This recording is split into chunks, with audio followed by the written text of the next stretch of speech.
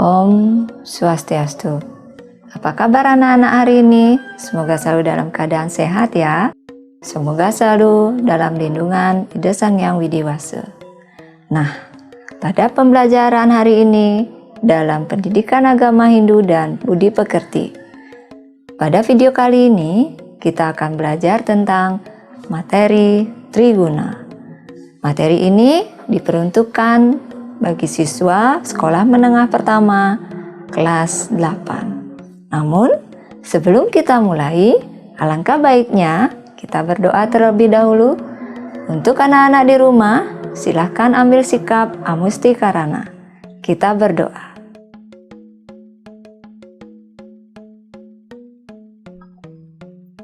Om Purwojato Brahmano Brahmocari Dharmam Wasanas Tapa Sodatistat Tasma Jatam Brahmanam Brahma Yestam Dewasco Sarwa Amartna Sakama, yang artinya, ya Tuhan, muridmu hadir di hadapanmu, oh Brahman yang berselimutkan kesaktian dan berdiri sebagai pertama. Tuhan, anugerahkanlah pengetahuan dan pikiran yang terang. Brahman yang agung, setiap makhluk hanya dapat bersinar berkat cahayamu yang senantiasa memancar. Baiklah anak-anak, pada pertemuan ini tepatnya pada bab 3, yaitu Triguna. Yang akan kita bahas adalah pengertian Triguna, bagian-bagian Triguna, dan pengaruh Triguna terhadap kehidupan.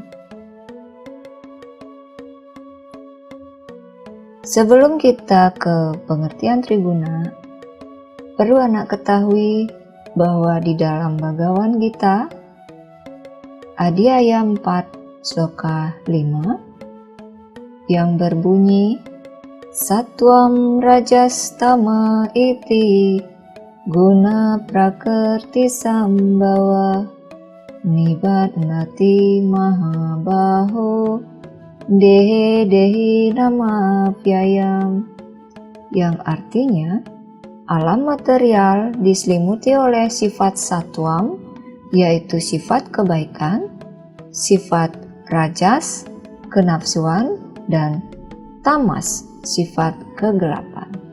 Begitu sang makhluk hidup atau jiwa berhubungan dengan alam material, dia diikat oleh ketiga sifat alam tersebut. Pengertian Triguna. Manusia sejak lahir memiliki sifat dasar. Ketiga sifat dasar tersebut tidak dapat dipisah-pisahkan. Sifat dasar yang satu dengan yang lain selalu bergejolak untuk saling mengalahkan. Tiga sifat dasar manusia di dalam ajaran agama Hindu dikenal dengan Triguna.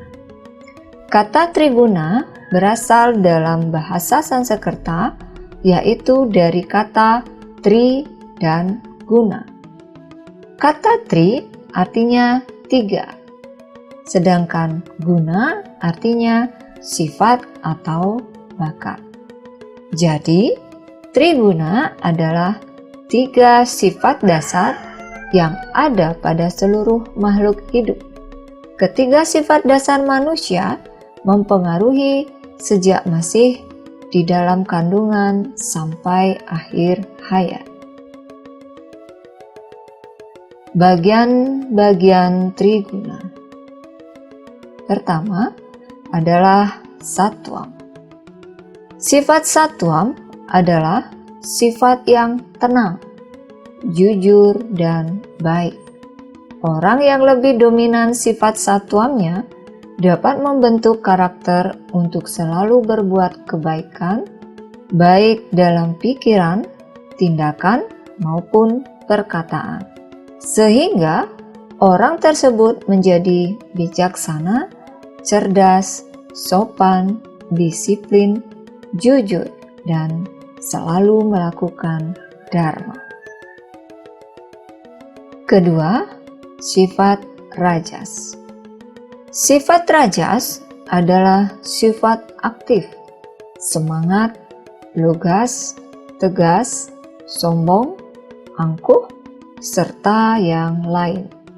Orang yang lebih dominan sifat rajasnya dapat membentuk kreatif, inovatif, angkuh, sombong, cepat tersinggung, dan merasa paling benar.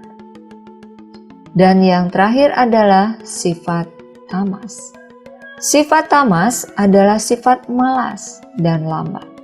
Orang yang lebih dominan sifat tamasnya dapat membentuk karakter malas, lamban, pasif, mudah menyerah, dan tidak peduli. Pengaruh triguna terhadap kepribadian manusia. Sifat satwam. Orang yang dikuasai oleh sifat satwam biasanya berwatak tenang, waspada, dan berhati yang damai, serta welas asih. Kalau mengambil keputusan akan ditimbang terlebih dahulu secara matang, kemudian barulah dilaksanakan. Segala pikiran, perkataan, dan perbuatannya mencerminkan kebijaksanaan dan kebajikan, seperti tindakan Sang Yudhistira dan Sang Kresna dalam cerita Mahabharata. Begitu juga dalam tindakan Sang Rama maupun Wibisana dalam cerita Ramayana. Orang yang dikuasai oleh budi satwam disebut satwika. Sifat rajas.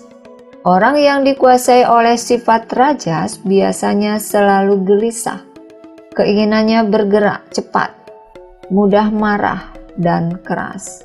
Orangnya suka pamer, senang terhadap yang memujinya, dan benci terhadap yang merendahkannya.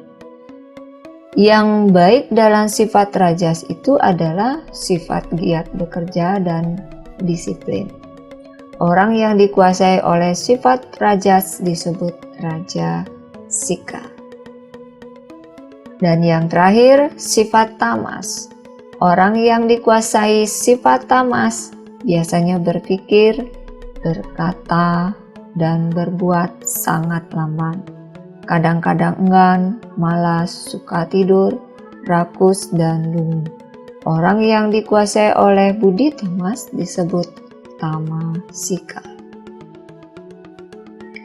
Triguna di dalam diri manusia berpengaruh pada kelahiran yang akan datang.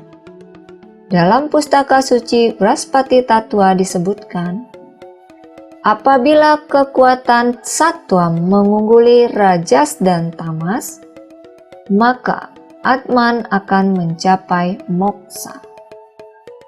Bila satwam dan rajas sama kuatnya, maka Atman mencapai sorga. Jika satwam, rajas, dan tamas kekuatannya berimbang, maka menjelmalah Atman sebagai manusia. Jika sifat rajas yang lebih unggul dari satwam dan tamas menyebabkan Atman jatuh ke alam neraka.